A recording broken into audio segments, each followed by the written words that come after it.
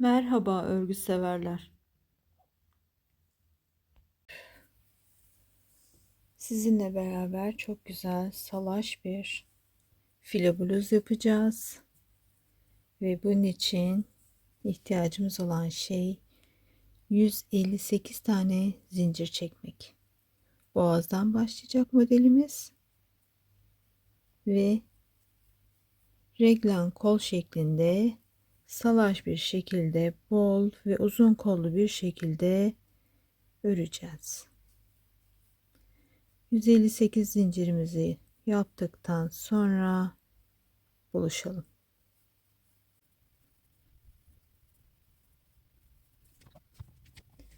Evet, zincirimi tamamladım. Şimdi 158 zincirimizin 3 tanesini trabzanımızın boyunca ayarlayıp dördüncüye batıyoruz ve üçlü trabzan yapacağız arkadaşlar.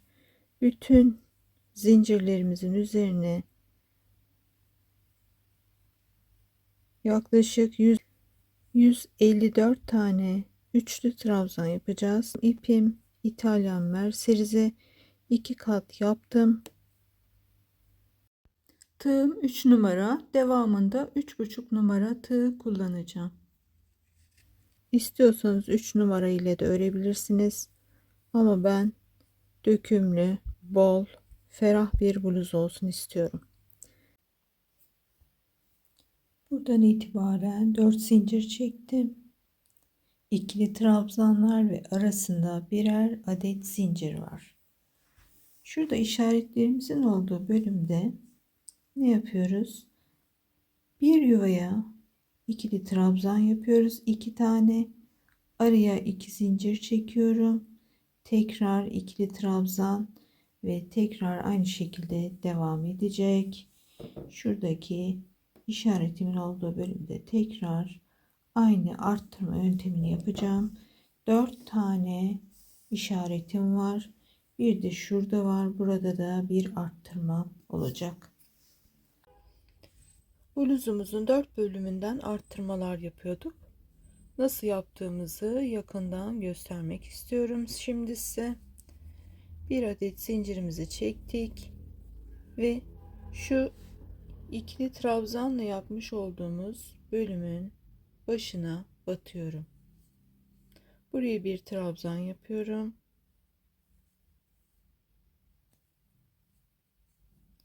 Tekrar bir zincir çekip şuradaki boşluğumuza iki zincirle oluşturmuş olduğumuz yuvaya batıyorum ve 2 tane ikili trabzan yapıyorum.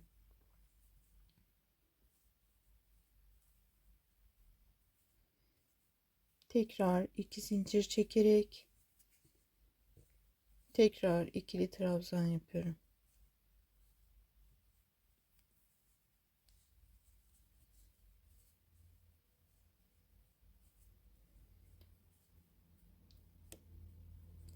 Bir zincir çekiyorum. Şuradaki iki trabzanımın ikincisinin tepesine batıyorum.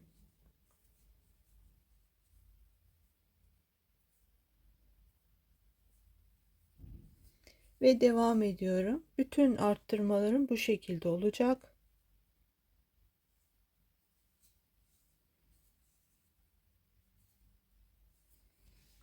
Bir de hep aynı yönde yapılan file bluzlarda, hani arkadan önden yapılan değil, hep aynı bluzun üst bölümünden yapılan file bluzlarda battığımız nokta şurası arkadaşlar.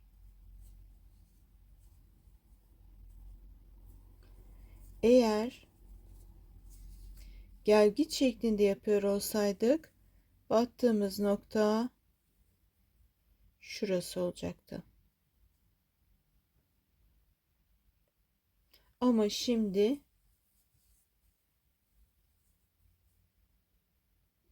şurası.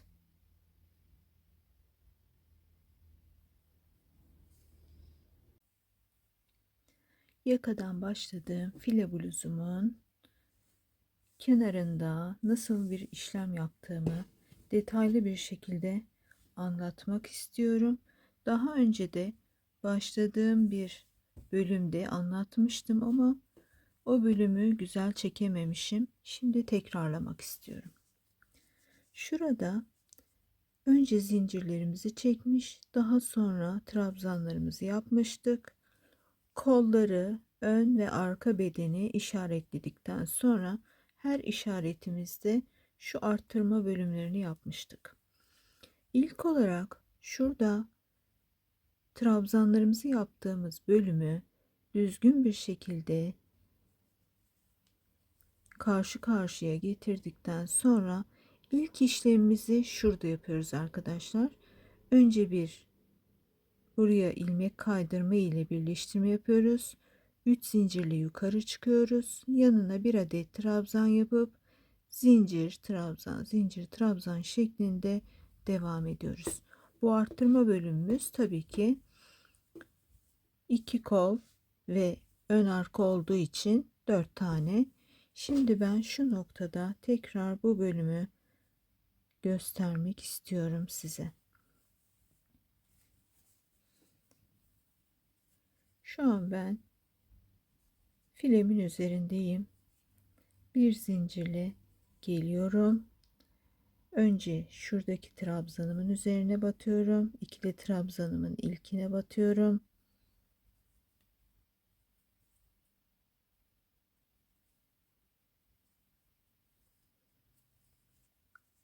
Ve tekrar bir zincir çekiyorum. Ortaya batıyorum.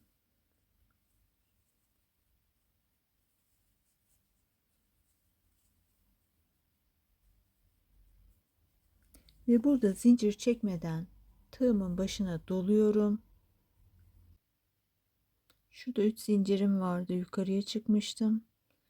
Şu tepesindeki zincirimin içerisinden geçiyorum. Şu an tığımda 3 tane ip var. Ve üçünü birden çekiyorum. Tekrar 3 zincir alıyorum. Yukarıya çıkıyorum. Yanına bir adet trabzan yapıyorum. Zincirimi yapıyorum. İkinci trabzanımın tepesine batıyorum. Zincirimi yaptım tekrar ve devam ediyorum. Şimdi burada 2 trabzanım var. Şu birazcık daha açarak göstereyim size. 2 trabzanım var. Şuraya 2 trabzan yapıp yine aynı işlemi yaptığımızda şöyle güzel ikili trabzanlarımız oluyor. Araya zincir yaptığımda benim büyük büyük oldu arkadaşlar. Hoşuma gitmediği için devam eden bölümleri zincirsiz yaptım. Daha güzel durdu. Arttırdığım sıra 14 sıra. Başlangıç sıramla beraber şuradaki trabzanımdan itibaren 15. sıradayım. Bu noktadan itibaren artık arttırma yapmıyorum. 4 zincirle yukarıya çıkacağım ve filemi ön beden boyunca öreceğim. Daha sonra ön bedenimi ve arka bedenimi bütün halinde yuvarlak bir şekilde öreceğim. Hiçbir dikiş olmadan etek ucunda bitireceğim. Burası 27 santim oldu. Burası bizim reglan bölümümüz. 27 santimde ve ön ve arka bedeni de ölçüyorum. Artık arttırma işlemini bitirdiğim noktada ön bedenim 60 santim. Bu bayağı salaş bir bluz olacak arkadaşlar. Salaş, reglan kollu, kare yakalı, hoş tatlı bir yaz kıyafetimiz olacak. Arttırmalarımı bitirmiştim. Ön genişliği ve arka genişliği benim için gayet iyi durumda ve şu kol genişliği de istediğim kadar oldu. Bu bluzun avantajı, şurası bütün olduğu için arkadaşlar, şurayı da şuradan bağlayabilirsiniz. Daha sonra yapacağım ben bu işlemi. Kafadan geçiriyorsunuz bir güzel ve bedeninize uyup uymadığını, kol genişliğinizin kolunuz için uygun olup olmadığını öğrendikten sonra devam ediyorsunuz. Eğer uygunsa şöyle bir işlem yapıyoruz. Dümdüz örüp geldim ve şurada şu ikili trabzanımın olduğu bölümün ilkine batıyorum. Bir zincir çekip ortaya batıyorum. Ve bu ortaya batarken arkadaşlar şunu da yapacağım.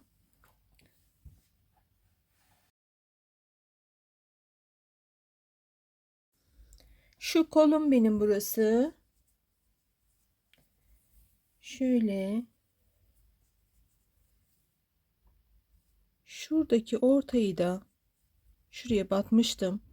Bir zincir tığımı doladım, battım ve şuraya da batıyorum. Burada bir ikili trabzan yapıyorum.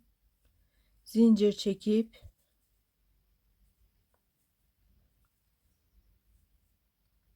şu ikinci trabzanıma batıyorum. Tekrar zincir çekip trabzanlarıma devam ediyorum. Ve artık bizim bluzumuz ön ve arka beden yuvarlak bir şekilde devam edecek. Hiçbir dikişi olmayacak. Aynı şekilde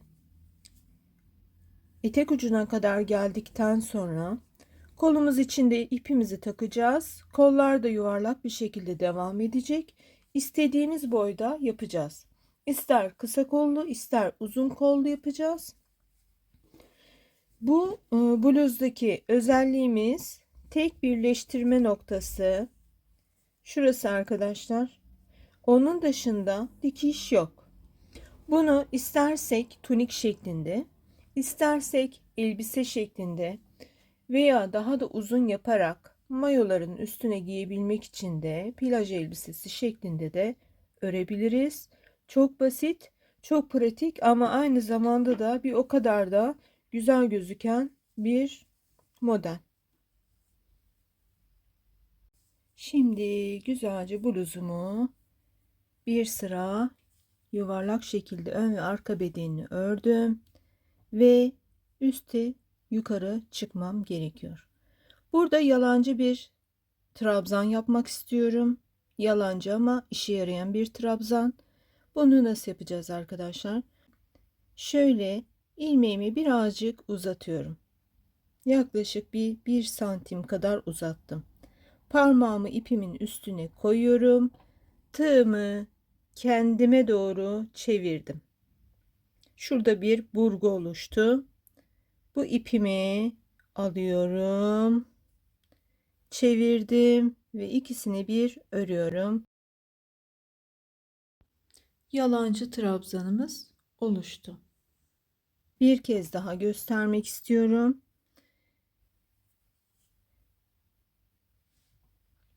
İlmeğimi, tığımın üzerindeki ilmeğimi bir miktar uzattım. Tuttum. Çevirdim. İpi aldım. Öne getirdim. İkisini bir örüyorum. Şimdi bir miktar küçüğünü öreyim. Çok uzatıyorum çünkü size gösterebilmek için. Tuttum, çevirdim, aldım ve trabzanımız hazır ve örmeme devam ediyorum.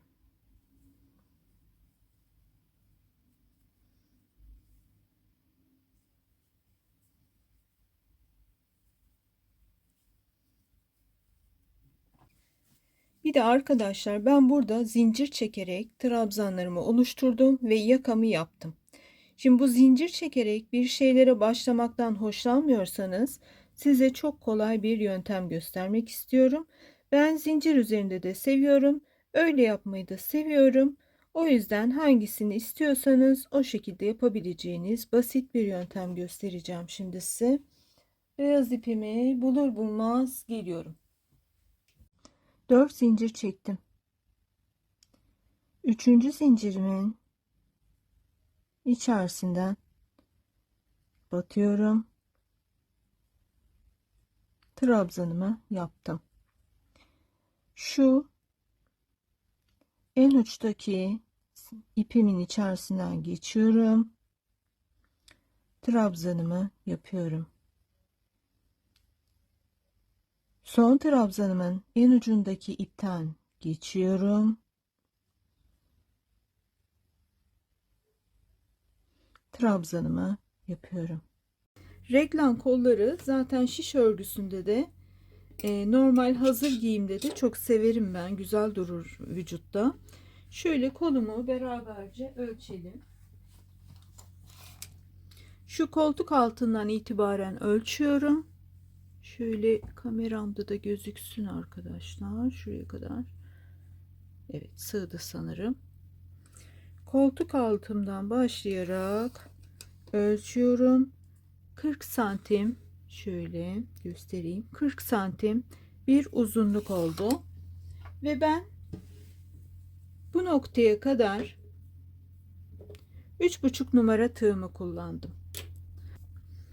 Kol ucunda, etek ucunda ve yakadaki trabzanlarımı 3 numara ile ördüm. Yakamda da şöyle göstereyim. 3 ile ördüm. 3,5 ile devam ettim. Bu bedenimin ön ve arka bedenimin etek ucunu da üçlü trabzanlarla bitirdim. Ve bir de etek ucuma ilmek kaydırma yöntemi yaptım. Şimdi yine aynı işlemleri burada da yapacağım. İlmek kaydırma yapmak zorunda değiliz veya ucunu trabzanla bitirmek zorunda da değiliz. Böyle de bitirebilirsiniz. Sık iğne ile de bitirebilirsiniz veya ters sık iğne dediğimiz şöyle bir yöntem var. O da güzel duruyor. Şöyle terse terse ördüğümüz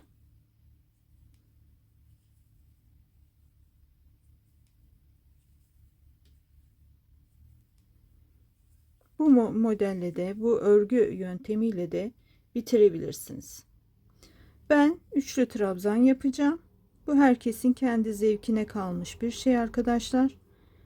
Üçlü trabzanımı da nasıl yaptığımı da hemen size kısaca göstereyim.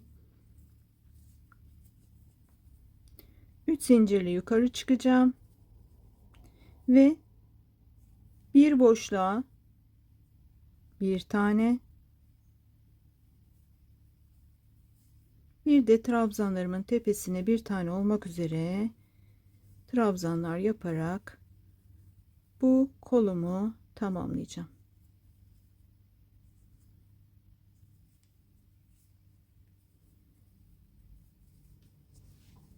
Ve daha sonra ilmek kaydırma yöntemiyle ucunu da daha sağlamlaştıracağım. Diğer kolumun şurada başlangıcını da bu işlemin bittikten sonra size gösteriyor olacağım. Ki bu hali de çok güzel oldu. Şu hali bile çok kullanılır yaz için. Yani bunu bu halde de bırakabilirsiniz. Bence güzel bir duruşu var. Çünkü omuzumuzu şuradan düştüğünü düşündüğümüzde bu böyle düşük kollu bir bluz oluyor. Bu bluzun en sevdiğim yanlarından birisi de şu oldu arkadaşlar. Bluzun üst kısmı hazır. Yakası hazır. Omuzlar hazır. Kol üst bölümleri hazır. O yüzden yukarıdan giyiyorsunuz. Etek ucunu ölçüyorsunuz bluzunuzun. Kolunuzu ne kadar olmuş ölçüyorsunuz. Çok pratik oldu. Çok sevdim bu modeli. Kolumu tamamladım arkadaşlar. İlmek kaydırma yöntemiyle de ucunu yaptım. İstiyorsanız yapmayın. Ben seviyorum bunu. Daha böyle salmasını istemedim. Çünkü benim için yeterince genişliği uygun. Şöyle size kol ağzımın genişliğini de vereyim.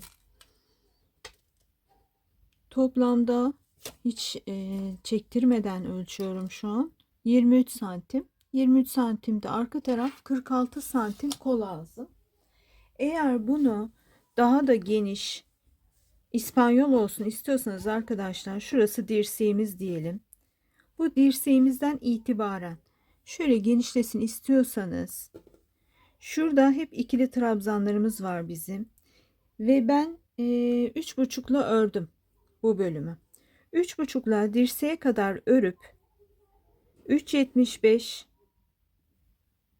bir 10 santim kadar ördükten sonra uç bölümü de 4 milim tığ ile örerseniz, 4 no tığ ile örerseniz bu bayağı bir böyle İspanyol olacaktır.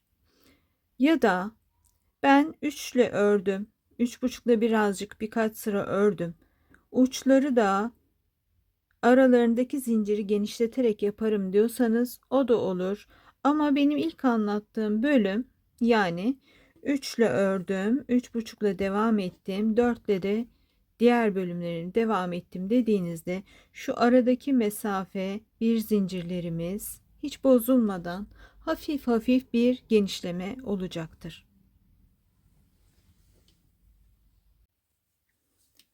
Bluzumun bütün her yeri bitti. Tek kalan yer şurada, zincir çekerek başlamıştım ben arkadaşlar. Ve şöyle bir açıklığım kaldı benim. Onu şimdi nasıl kapatacağım? Onu göstermek istiyorum. Şuradaki trabzanımın içinden batıyorum. İnce bir tığ ile ve bir zincir çekerek ilmek kaydırmalarımı yaptığım tığıma geçiyorum.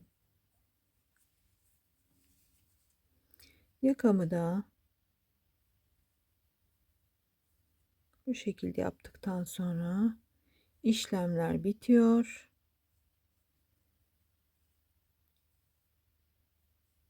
Sesimden de anlayacağınız üzere gecenin bir köründeyiz. Sabah ilk iş kalkar kalkmaz kağıt kalem eşliğinde defterimde size bu bluzun tüm detaylarını veriyor olacağım.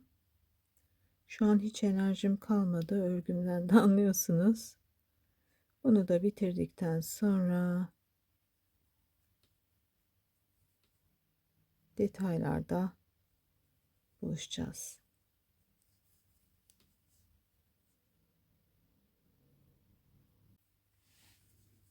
İlmek kaydırmam yakada da bitti.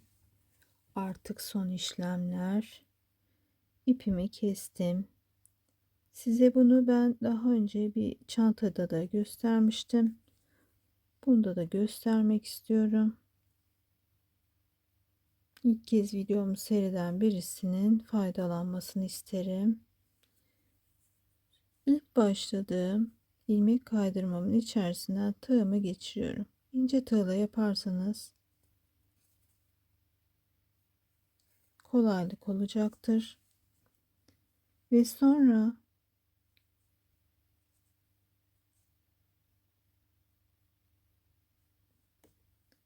sonuncu ilmek kaydırmamın içerisinden tekrar iplerimi geçiriyorum. Ve aynı hizadan alttan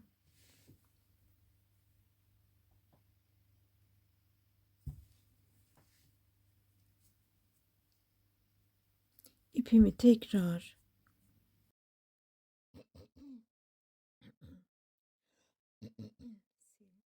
geçiriyorum. Ve gördüğünüz gibi devam eden bir ilmek kaydırma görüyoruz. Şurada ipimi sabitliyorum.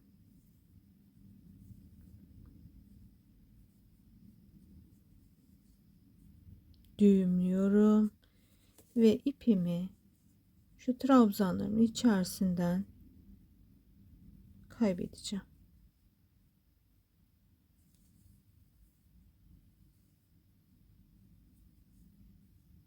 Böyle böyle bu ipim iyice kaybolana kadar hepsinden kaybedeceğim arkadaşlar. Ve tüm düğümlerimi de sakladıktan sonra bluzum tamamlanacak. Merhabalar, salaş file bluzumuzla karşınızdayım. Şu an size tüm detayları, ölçüleri defterimde vermek için geldim. İtalyan merserize kullandım. 2 kat. Benim ipim şöyle 4 katlıydı. Ben 2 kat yaparak 8 kat bu ipten ördüm. 3 numara tığ ve 3,5 numara tığ kullandım. 2 tane tığ kullandım. Benim elim çok sıkı diyorsanız denemeler yaparak gereken tığı bulacaksınız. Başlangıç noktam yaka. Yakadan başlıyoruz. 158 tane zincir çekiyoruz. Üzerine her bir zincirin üzerine 154 zincir artı 3 zincir, bir de baştaki zincirimi saymıyorum arkadaşlar. 3 zincir zaten trabzanlarımızı yapmak için. Geriye kalıyor 154 eksi 3, 154 zincir. Daha sonra trabzanlardan sonra 47 trabzan, 30 trabzan, tekrar 47 trabzan, tekrar 30 trabzan diye işaretlerimizi alıyoruz. 47, 2 tane 47'miz var ön ve arka, 30 30 kollarımız. Bu işaretleri güzelce aldıktan sonra hiçbir problem yaşamadan gayet güzel bir bluzumuz olacaktır. Bu işaretler önemli arkadaşlar. Daha sonra başlar başlamaz birinci trabzanımız bitip işaretleri aldıktan sonra arttırmalar yapıyoruz. Kol altlarına kadar şu bölümde arttırmalar yapıyoruz. Hem ön artmış oluyor hem kolumuz artmış oluyor. Daha sonra arttırmaları bitirip yuvarlak bir şekilde ön ve arkayı birleştirip örüyoruz. Bittikten sonra burada ben tekrar trabzanlar yaptım. Burasının önde bitiş sadece ön 60 santim çarpı 2 120 santim oldu benim bluzum. Kollarda da tekrar buradan koltuk altından ip bağlayıp tekrar yuvarlak şekilde örüyoruz. Tekrar ben buraya trabzan yaptım. Burası da arkadaşlar kolum. Toplamda 23, tek taraflıydı. 46 santim kol ağzı genişliğim. Bluzum bu kadar basit bir bluz. Gayet güzel örülüyor. Çok zevkli gidiyor. İkili trabzanlarla ördüm. Yakada, kol ağızlarında ve etek ucunda 3 numara tığ kullandım. Geri tarafında 3,5 numara tığ kullandım. Trabzan ve zincir yapmayı bilen herkesin bunu gayet kolayca öreceğini düşünüyorum. Ben 40 bedenim. Ben de bayağı güzel, bol, istediğim gibi durdu. 42 bedende de bol duracağına inanıyorum. Bunları bedeninize göre arttırmalarınızı değiştirerek, yakadaki santimleri değiştirerek bedeninize uyarlayabilirsiniz. Küçük çocuklara da yapabilirsiniz. İpim 380 gram gitti. Bayağı bir uzun bir bluz oldu bende. Çünkü ben taytlarla veya başka şortlarla da giymek istedim. Ve kollarım da bayağı uzun oldu. Burada biraz kısa gibi duruyor ama bayağı benim şuralara gelen bir kolum oldu. Hafif de şuradaki tığlamam hafif de bir İspanyolluk da kattı benim bluzuma. Çizimim için kusura bakmayın, istediğim gibi çizemedim. Söylemek istediğim bu kadar arkadaşlar. Dilerim beğendiğiniz, hoşunuza giden bir model olmuştur. Çok teşekkür ediyorum. Hoşça kalın.